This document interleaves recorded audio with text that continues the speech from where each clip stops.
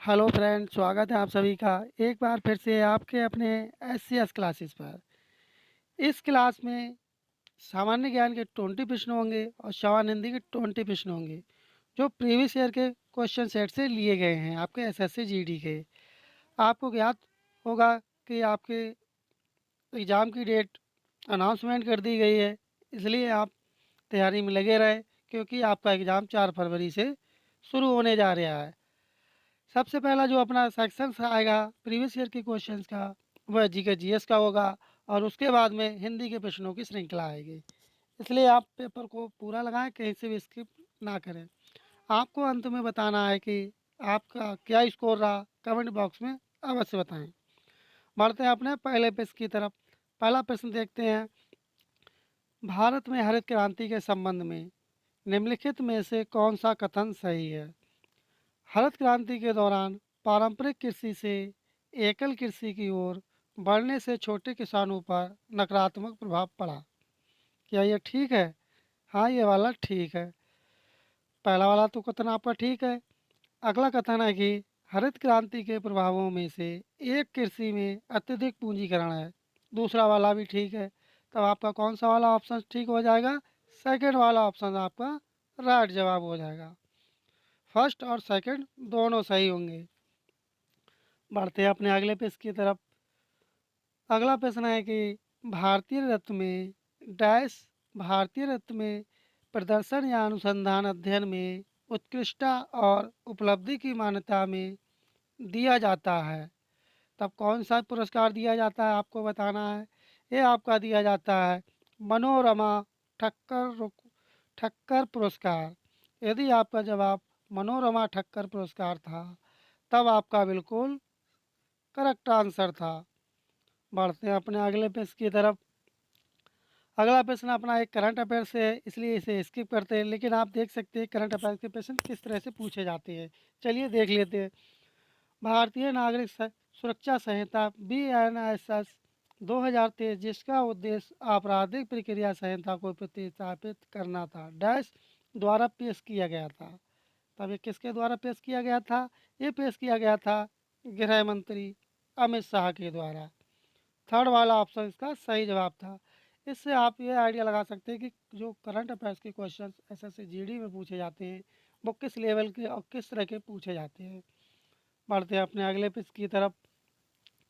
अगला प्रश्न अपना है, भारत के निम्नलिखित में से किस राज्य में नोंगक्रेम त्यौहार मनाया जाता है? अब पूछा गया कि जो नोंगक्रेम त्यौहार है वह किस राज्य में मनाया जाता है। कमेंट करें आप लोग, किस राज्य में मनाया जाता है? मध्य प्रदेश में, तमिलनाडु में, राजस्थान में या मेघालय में? तब ये किस राज्य में मनाया जाता है? ये मनाया जाता है मेघालय राज्य में। मेघालय राज्य में कौन सा त्यौहार मनाया जाता है? नोंगक्रेम त्यौहार मनाया जाता है। बढ़ते हैं अपने अगले प्रश्न की तरफ। अगला प्रश्न है कि निम्नलिखित शख्सियतों का उनके संबंधित संगीत वाद्य यंत्र से मिलान कीजिए। क्या करना है? आपको मिलान करना है। मिलान करके बताना कौन सा वाला ठीक होगा। कमेंट करें आप लोग, मिलान करें कौन सा वाला ठीक होगा। ए वाला चंद्र का संबंध किससे होगा?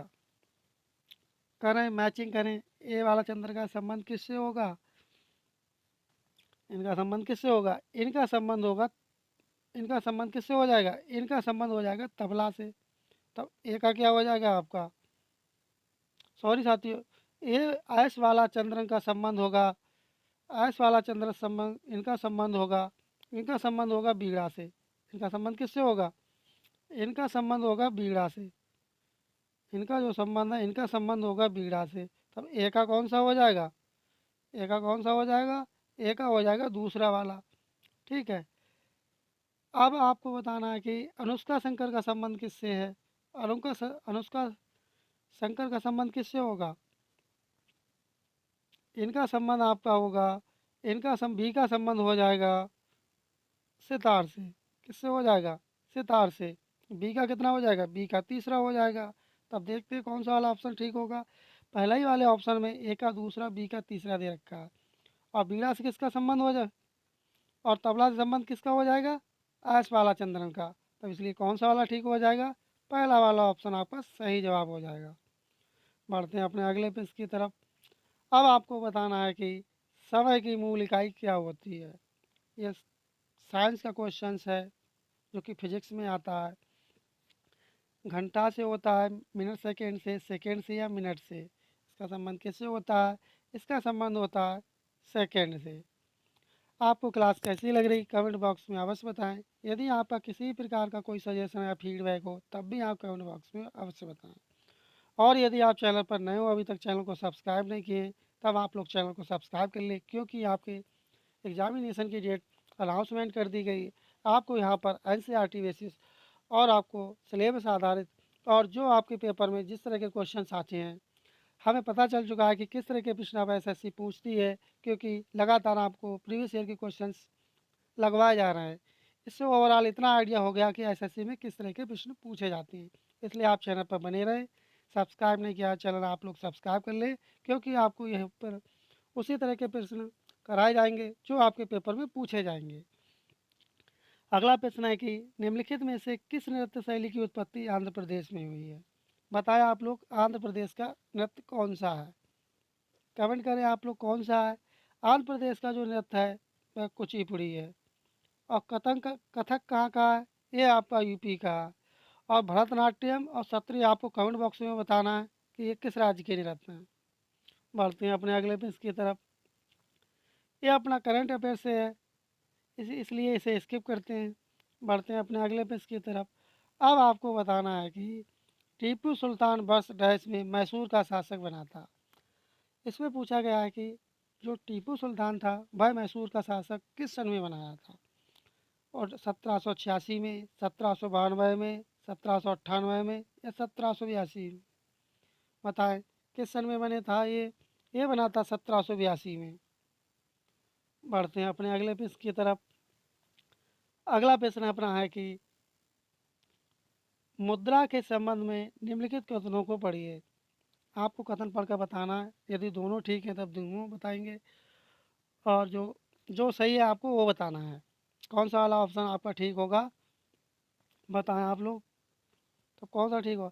मुद्रा खाते की एक सुविधाजनक इकाई के रूप में भी कार्य करती है। पहला वाला ठीक है आपका। सभी वस्तुओं और सेवाओं का मूल्य मौद्रिक इकाइयों में व्यक्त किया जा सकता है, ये भी ठीक है। तब आपका कौन सा वाला जवाब ठीक होगा? आपका फोर्थ वाला ऑप्शन आपका ठीक हो जाएगा, ए और बी दोनों। बढ़ते हैं अपने अगले पेज की तरफ। अगला प्रश्न है कि 2011 में महिलाओं की 59.3 के मुकाबले पुरुषों की वैश्यता साक्षरता दर 15+ थी। अर्थात पुरुषों की वैश्यता साक्षरता दर 15+ थी। तब इसका सही जवाब क्या होगा? इसका सही जवाब होगा 78.8%। सेकंड वाला यदि आपका जवाब था तब आपका बिल्कुल सही जवाब होगा।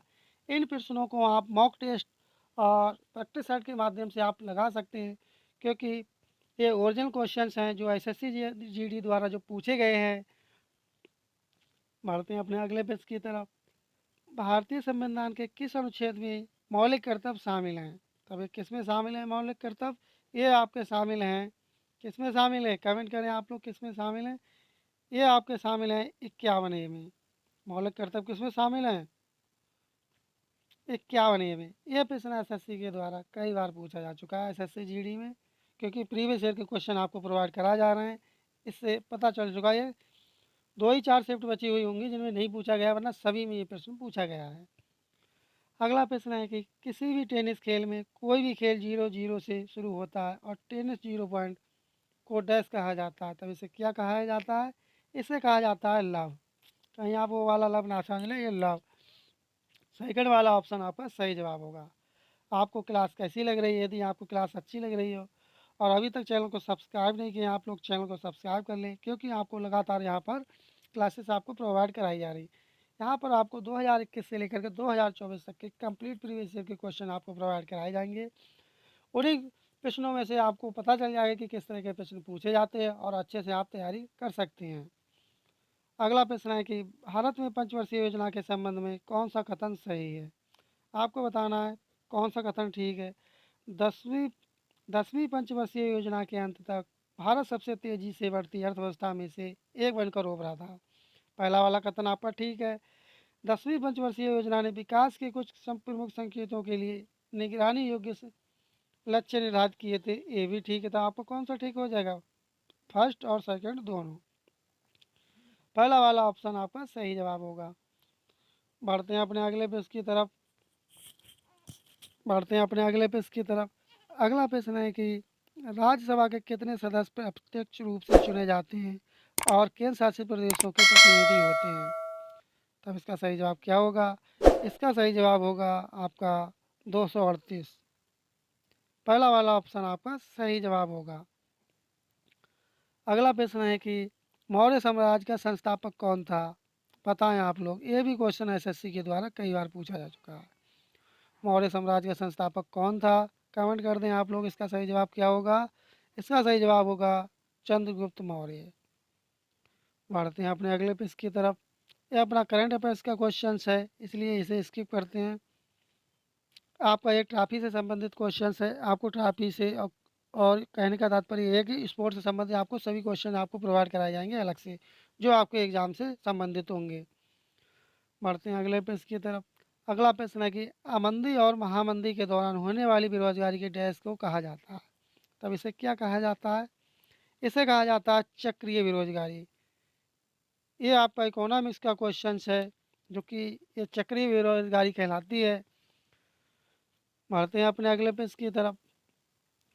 अगला प्रश्न है कि निम्नलिखित में से कौन सा क्लब आई लीग 2023-24 में खेल रहा है? ये करंट अफेयर्स का क्वेश्चन है बेसिकली। आप चाहें तो इसे स्किप भी कर सकते हैं। इसका सही जवाब क्या होगा? इसका सही जवाब पंजाब एफसी। ये गलत है आपका, मोहम्मडन स्पोर्ट्स क्लब। पहला सेकंड वाला आपका ठीक होगा, इसलिए आपका सही जवाब होगा पहला वाला ऑप्शन। अगला प्रश्न है, ये आपका करंट अफेयर्स का क्वेश्चन है। भारतीय रिजर्व बैंक के डिप्टी गवर्नर के रूप में किसे नियुक्त किया गया है? ये पूछा गया है। बताएं किसे नियुक्त किया गया है? ये नियुक्त किया गया है स्वामीनाथन करमन के लिए, स्वामीनाथन जानकी रमन के लिए। आप इसका अपडेटेड आपके लिए करंट अफेयर से क्वेश्चन आपको अलग से कराए जाएंगे, जो कि आपके जो एग्ज़ाम में पूछे जाएंगे उसी तरह के आपको प्रोवाइड कराए जाएंगे। चाहते तो आप इसे स्किप भी कर सकते थे। इस तरह से अपने जीके जीएस की श्रृंखला कंप्लीट हुई। अब अपने हिंदी के प्रश्नों की श्रृंखला आएगी। हिंदी के प्रश्न आ चुके हैं अपने, इन्हें भी आप पूरा लगाएं। कहीं आप क्लास को स्किप कर दें, क्योंकि हिंदी के क्वेश्चन भी एसएससी जीडी के पेपर में 20 क्वेश्चन पूछे जाते हैं, जो कि बहुत बड़ा अहम रोल रखते हैं आपके सिलेक्शन के लिए। इसलिए आप क्लास को कहीं से स्किप ना करें, इन्हें भी आप पूरा लगाएं, क्योंकि ये भी प्रश्न प्रीवियस ईयर के ही लिए गए हैं। पहला प्रश्न है, पहला प्रश्न अपना है कि विलोम शब्द पूछा गया है किसका? बदमाश का विलोम शब्द आपको बताना है। आपको बताना है कि बदमाश का विलोम शब्द क्या होगा। शरीफ होगा, भीरू होगा, बेशर्म होगा, कंजूस होगा। तब इसका विलोम शब्द क्या होगा? बदमाश का विलोम शब्द होगा शरीफ। यदि आपका जवाब शरीफ था, तब आपका बिल्कुल सही जवाब होगा। अगला प्रश्न है कि दिए गए वाक्यांश के लिए सार्थक शब्द ज्ञात कीजिए। पिता या पूर्वजों से प्राप्त संपत्ति को क्या कहेंगे? जो पिता या पूर्वजों से संपत्ति प्राप्त होती है उसके लिए क्या कहते हैं? उसे कहते हैं वसीयत। फोर्थ वाला यदि आपका जवाब था, तब बिल्कुल सही जवाब होगा। अगला प्रश्न आपको बताना है एक शब्द में, जिसका कोई इलाज ना हो। जिसका कोई इलाज ना हो उसके लिए क्या कहेंगे? कमेंट कर दें आप लोग, उसके लिए क्या कहेंगे? उसे कहेंगे लाइलाज। पहला वाला ऑप्शन आपका सही जवाब होगा। अगला प्रश्न है, गलत वर्तनी आपको चूज करनी, किसकी गलत गलत वर्तनी है? अध्ययन जीवन की महत्वपूर्ण प्रक्रिया है। आप देख रहे होंगे कौन सा प्रक्रिया है, जीवन अध्ययन महत्वपूर्ण है। तब किसकी वर्तनी जो दिखाई गई है वो गलत है, आपको बताना है। ये आपके अध्ययन की है। आपको बताना कि अध्ययन किस तरह से लिखा जाता है। कमेंट बॉक्स में लिख करके बताएं कि अध्ययन किस तरह से लिखा जाता है। अध्ययन आपका लिखा जाता है इस तरह से, छोटा हा धा या ना, अध्ययन। आपको कमेंट बॉक्स में लिख करके बताना कि अध्ययन किस तरह से लिखा जाएगा। अगला प्रश्न है कि अब आपको रिक्त स्थान की पूर्ति करना है कि आज पुष्पा ने बर्तन ठीक से नहीं धोया है, कढ़ाई में अभी भी डैश है। कढ़ाई में क्या है अभी भी? बताएं आप लोग, कढ़ाई में क्या है? कढ़ाई में अभी भी चिकनाई है, जो कि पुष्पा ने ठीक से नहीं धोई है। तब यहाँ पर आपका क्या आ जाएगा? यहाँ आपका आ जाएगा चिकनाई, चिकनाइट। अगला प्रश्न है, ये आपका विलोम शब्द, एक शब्द, पर्यायवाची शब्द, इन सब से आपसे 2-2 प्रश्न पूछे जाते हैं। इनके लिए अलग से क्लास लेकर के आएँगे, जो कि उन्हीं क्लासों से आपके सभी क्वेश्चंस हिंदी के आपके क्वेश्चन पेपर में देखने को मिलेंगे। अगला प्रश्न है, विलोम शब्द पूछा गया, दूषित का विलोम शब्द क्या होगा? दूषित का विलोम शब्द क्या होगा? दूषित का विलोम शब्द होगा विशुद्ध। फोर्थ वाला यदि आपका जवाब था, तब आपका बिल्कुल सही जवाब होगा। अगला प्रश्न है कि उस विकल्प का चयन करें जो दिए गए मुहावरे अर्थ को सर्वश्रेष्ठ रूप से व्यक्त करता है। दूसरे के कंधे पर रखकर बंदूक चलाना। बताओ उसे क्या कहेंगे? जो दूसरे के कंधे पर बंदूक चलाता हो उसे क्या कहेंगे? जो दूसरे के सहारे रहता हो उसे क्या कहेंगे? उसे कहेंगे दूसरे के बहाने अपना काम करना, अर्थात दूसरे पर निर्भर रहना। बढ़ते हैं अपने अगले प्रश्न की तरफ। अगला है कि आपको बताना, पर्यायवाची बताना किसका, संकेत का पर्यायवाची बताना कि संकेत का पर्यायवाची क्या होता है। संकेत का पर्यायवाची होता है इशारा। बढ़ते हैं अगले प्रश्न की तरफ। अगला प्रश्न है कि यदि कोई त्रुटि है तब आप त्रुटि को चूज करेंगे, कोई त्रुटि नहीं तो कोई त्रुटि नहीं वाला ऑप्शन चूज करेंगे। निबंध लिखने में जो सबसे महत्वपूर्ण बात ध्यान में रखनी होती है वह है कि आपको विषय को भटकाने में बचना है। तब बताएं इसका सही जवाब क्या होगा? इसका सही जवाब होगा आपको विषय को भटकने में बचना है। क्या चीज़? आपको विषय को भटकने में बचना है। बढ़ते हैं अगले प्रश्न की तरफ। अगला प्रश्न आपको मुहावरे का अर्थ बताना है। सब गुड़ गोबर होना, इसके मुहावरे का अर्थ क्या होगा? सब गुड़ गोबर होना, इसका मुहावरे का अर्थ क्या होगा? इसका अर्थ होगा सब किया कराया चौपट कर देना। बढ़ते हैं अपने अगले प्रश्न की तरफ। अब आपको तद्भव बताना है। किसका? क्षत्रिय का तद्भव बताना कि क्षत्रिय का तद्भव क्या होगा? क्षत्रिय का तद्भव होता है खत्री। बढ़ते हैं अगले प्रश्न की तरफ। अब आपको त्रुटि बताना, कौन से वाले में त्रुटि है। शेर को देखकर उसका प्राण सूख गए और वह बेहोश हो गया। और क्या हुआ? वह बेहोश हो गया। शेर को देखकर उसका प्राण सूख गया और वह बेहोश हो गया। अब आपको बताना कौन से वाले में त्रुटि है। तो किसमें त्रुटि है? गए बहे और बहे, सेकंड वाला ऑप्शन आपका सही जवाब था। अगला प्रश्न आपको एक सार्थक शब्द बताना है। सबके मन की बात जानते हैं, तब इसके लिए क्या होगा? जो सबके मन की बात जानता हो तब उसके लिए क्या कहेंगे आप? उसे कहेंगे अंतर्यामी। कभी कभार आपने सुना होगा, अरे वाह भाई तू तो अंतर्यामी, इस तरह से, या आप अंतर्यामी, इस तरह से आपने सुना होगा। पहला वाला ऑप्शन आपका सही जवाब होगा। अगला प्रश्न है आपको तत्सम शब्द बताना है। ओंठ का तत्सम बताना है। ओंठ का तत्सम क्या होता है? ओंठ का तत्सम आपका होता है ओष्ठ। पहला वाला ऑप्शन आपका सही जवाब होगा। आपको यदि क्लास अच्छी लग रही है और चैनल सब्सक्राइब नहीं किया था आप अभी तक, तो चैनल को सब्सक्राइब कर लें और सेशन को शेयर कर दें। पर्यायवाची बताना, खंडन का पर्यायवाची क्या होगा? खंडन का पर्यायवाची होगा पराकोटि। यदि आपका जवाब पराकोटि था तब आपका बिल्कुल सही जवाब होगा। आपके एसएससी जीडी के पेपर में एक गद्यांश होगा, उस गद्यांश से संबंधित आपसे 5 प्रश्न पूछे जाएंगे, जो कि बहुत ही ईजी क्वेश्चन होते हैं, आप आसानी से उन्हें हल कर सकते हैं। बताएं। अब इसमें पूछा गया, काले लोगों के ना तो जीवन का सम्मान किया जाता है और ना ही डैश का, तब क्या होता है? ना ही मृत्यु। तो यहाँ का क्या आ जाएगा? मृत्यु का। या पहले के स्थान पर आपका मृत्यु आ जाएगा। काले लोगों के ना तो जीवन का सम्मान किया जाता है और ना ही मृत्यु का, अर्थात उनकी मृत्यु हो जाती है तब भी उनका सम्मान नहीं किया जाता है। अगला प्रश्न है कि उनकी मौत के बाद भी उनका डैश जारी रहता है। क्या जारी रहता है उनका? उनका क्या जारी रहता है? उनका शोषण जारी रहता है, उसके उपरांत भी, उनकी मृत्यु के उपरांत भी उसका शोषण जारी रहता है। अगला प्रश्न है,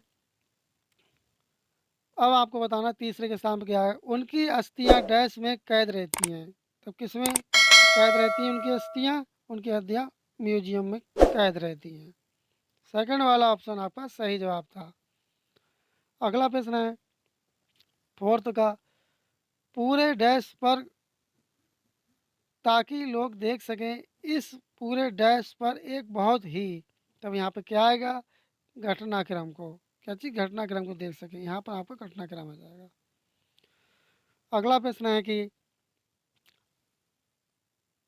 बहुत ही अच्छी डैश बन सकती है। Let the fire burn. यहाँ पर क्या आएगा आपका? यहाँ पे आपका आ जाएगा डॉक्यूमेंट्री बन सकती है। इस तरह से अपनी जीके जीएस और हिंदी के प्रश्नों की श्रृंखला कंप्लीट हुई। आपको क्लास कैसी लगी कमेंट बॉक्स में अवश्य बताएं। यदि आपको क्लास अच्छी लगी हो और अभी तक चैनल को सब्सक्राइब नहीं किए तब आप लोग चैनल को सब्सक्राइब कर लें, क्योंकि यहाँ पर आपको प्रीवियस ईयर और इम्पोर्टेंट क्वेश्चन की आपको श्रृंखला यहाँ पर प्रोवाइड कराई जाएगी। दिन प्रतिदिन आपको प्रीवियस ईयर के क्वेश्चन प्रोवाइड कराए जा रहे हैं, जो कि आपको इससे बहुत सारी हेल्प मिलेगी और बहुत सारे प्रश्न आपको इन्हीं साइटों से आपको देखने को मिलेंगे आपके पेपर में। और आपका किसी भी प्रकार का कोई सजेशन या फीडबैक हो तब भी आप कमेंट बॉक्स में अवश्य बताएं। मिलते हैं जल्दी नेक्स्ट क्लास में। तब तक के लिए धन्यवाद। जय हिंद, जय भारत।